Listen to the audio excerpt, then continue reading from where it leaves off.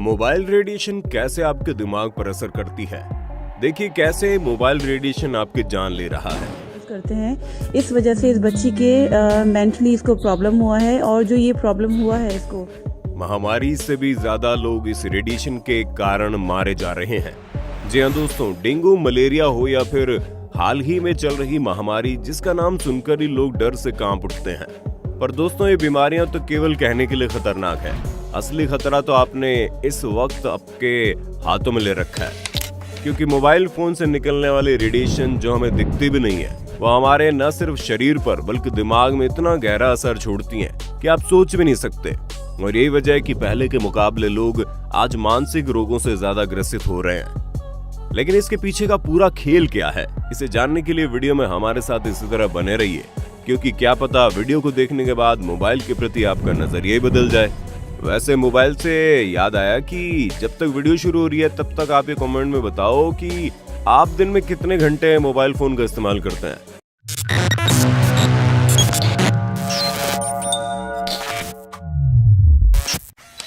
असल में दोस्तों, मोबाइल से निकलने वाले रेडिएशन हमारे दिमाग के सेल से कनेक्ट करने की कोशिश करते हैं, जिसके कारण दिमाग के सेल से डिस्टर्ब होने लगते हैं। इसलिए जब हम ज्यादा समय तक मोबाइल चलाते हैं तो हमारा सिर दर्द होना शुरू हो जाता है, और अगर यही आदत लगातार चलती रही तो याददाश्त का कमजोर होना, आंखों पर गलत असर पड़ने से लेकर ब्रेन ट्यूमर और कैंसर जैसी बड़ी बीमारियां आपको अपनी चपेट में कब ले लेंगी आपको पता भी नहीं चलेगा। दरअसल मोबाइल रेडिएशन दो तरीके से हमारी सेहत पर प्रभाव डालते हैं। पहला तरीका है हीट इफेक्ट। अगर आप 1 घंटे तक लगातार अपने कान पर फोन लगाकर बात करते हैं तो आपको इससे इतनी गर्मी मिलती है जितनी 1 मिनट में एक माइक्रोवेव उत्पन्न करता है। जी हाँ, ये बात भी सच में सामने आई है।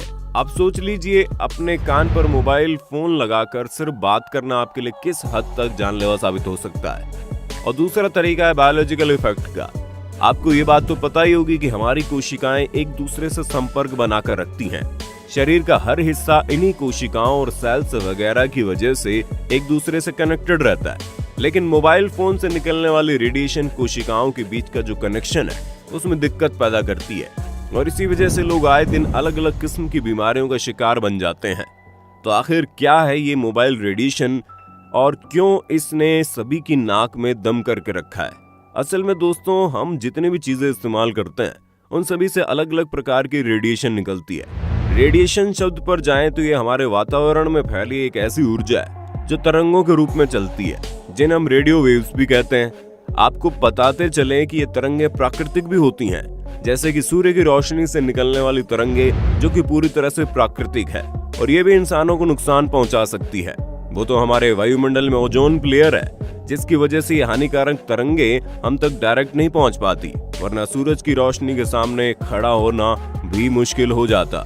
अब इंसानों का तो आप जानते ही हैं, हमें हर चीज को अपने फायदे के लिए इस्तेमाल करना बखूबी आता है। इसलिए हमने इन तरंगों का इस्तेमाल अपने हिसाब से करना शुरू कर दिया, जिसकी वजह से आज हम टेलीविजन के रिमोट से लेकर मोबाइल फोन और बॉडी के हर एक पुर्जे का हाल बताने वाले एक्सरे तक में हम इन वेव्स का इस्तेमाल करते हैं। शायद आपको विश्वास ना हो, पर एक्सरे से निकलने वाली तरंगे सबसे ज्यादा हानिकारक होती हैं, क्योंकि ये तरंगे आपकी हड्डियों को छोड़कर आपके पूरे शरीर के आर पार निकल जाती है, और अगर हम ज्यादा समय तक इनके संपर्क में रहते हैं तो ये हमारे शरीर की कोशिकाओं पर काफी बुरा प्रभाव डाल सकती है।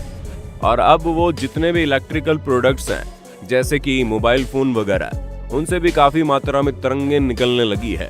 हमारे आसपास मौजूद इन हानिकारक रेडिएशन की वजह से ही बॉडी में जाने वाली रेडिएशन को नापने के लिए स्पेसिफिक ऑब्जर्वेशन रेट का इस्तेमाल किया जाता है, जिसे आम भाषा में SAR कहते हैं। और यही वो स्तर होता है जो ये बताता है हमारी बॉडी में कितनी मात्रा में रेडिएशन जा सकता है।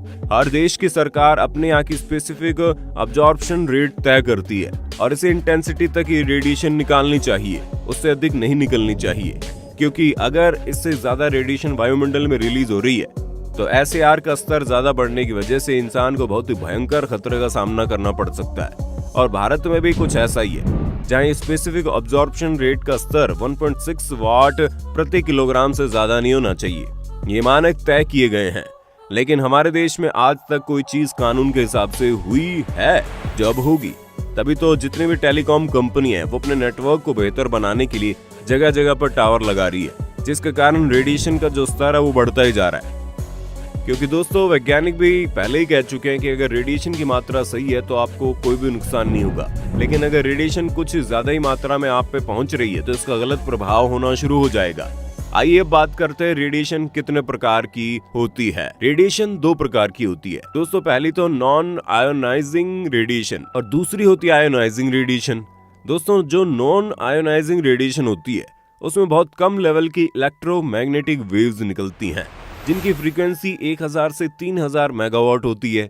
Microwave oven, air condition, wireless computer, radio, cardless phone और दूसरे वायरलेस डिवाइसेस भी इसी में आते हैं। पर जब बात आयोनाइजिंग रेडिएशन की होती है, इसमें बहुत ही ज्यादा इलेक्ट्रोमैग्नेटिक वेव्स निकलती है, जिसमें आपकी x ray machine, gamma rays, ultraviolet rays भी होती हैं, जो हमारे लिए बेहद खतरनाक होती हैं। वैसे दोस्तों एक सवाल ये भी आता है कि रेडिएशन से किस उम्र के लोगों को खास नुकसान होता है। तो दोस्तों इसके लिए हम आपको बता दें कि ये हर उम्र के लोगों के लिए खतरनाक है।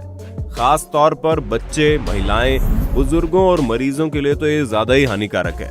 तो इस बात की कोशिश कीजिए कि उनके पास कम से कम ऐसी चीजें रखें जिनसे रेडिएशन निकलती हैं। और बच्चों को मोबाइल न देने का कारण सिर्फ उनकी आंखों को बचाना नहीं है, बल्कि फोन से निकलने वाले रेडिएशन से उनका बचाव करना भी है। क्योंकि अगर आपको ऐसा लगता है कि आप अपने बच्चों को बाहर जाने से रोकने के लिए मोबाइल फोन पकड़ा देंगे ताकि वो संक्रमण से बचे रहे, तो भले ही आपके बच्चे महामारी से बच जाएंगे, लेकिन मोबाइल फोन की वजह से उनकी आगे आने वाली पूरी जिंदगी खराब हो सकती है। जी हाँ, लॉकडाउन के समय में बच्चों को मोबाइल फोन की जितनी आदत हुई है उतना आज तक बच्चों ने कभी मोबाइल फोन इस्तेमाल ही नहीं किया, जिसका उन पर काफी गलत प्रभाव पड़ रहा है। न सिर्फ बच्चे बाहर की दुनिया में अपना संपर्क तोड़ते जा रहे हैं, बल्कि सोशल मीडिया और गेम्स खेलकर अपने दिमाग को मोबाइल फोन की गिरफ्त में कर रहे हैं। ये सारी चीजें अभी तो उन्हें बहुत अच्छी लग रही हैं, लेकिन बाद में उनकी जान का जंजाल बन जाएगी। कई सारे वैज्ञानिकों ने मोबाइल फोन से निकलने वाले रेडिएशन पर अपनी रिसर्च की है, जिनका ये साफ कहना है कि मोबाइल फोन को कान पर लगाकर लगातार बिल्कुल भी बात नहीं करनी चाहिए। और अगर आपको अभी भी हमारी बातों पर शक हो रहा है तो जरा आंकड़ों पर नजर डाल लो, क्योंकि 2010 में WHO यानी वर्ल्ड हेल्थ ऑर्गेनाइजेशन ने अपने एक रिसर्च में खुलासा किया था कि मोबाइल रेडिएशन से कैंसर का खतरा बहुत ही ज्यादा बढ़ जाता है, क्योंकि हमारे शरीर में कैंसर के जितने भी सेल्स पहले से मौजूद होते हैं वो मोबाइल के रेडिएशन की वजह से और ज्यादा मजबूत हो जाते हैं। हंगरी में कुछ वैज्ञानिकों ने रिसर्च की और उस रिसर्च में पाया कि जिन लोगों ने ज्यादा समय तक मोबाइल फोन का इस्तेमाल किया है उनके स्पर्म की संख्या कम हो गई। अब ऐसा होना किस बात की ओर इशारा करता है ये तो आप समझ गए होंगे। इसलिए अगर आपको नपुंसकता का शिकार नहीं होना तो भैया जरा मोबाइल फोन साइड रख दिया करो और किताबें वगैरह पढ़ लिया करो, क्योंकि एक बार इस बीमारी ने कब्जा कर लिया तो जिंदगी भर का दाग लग जाएगा।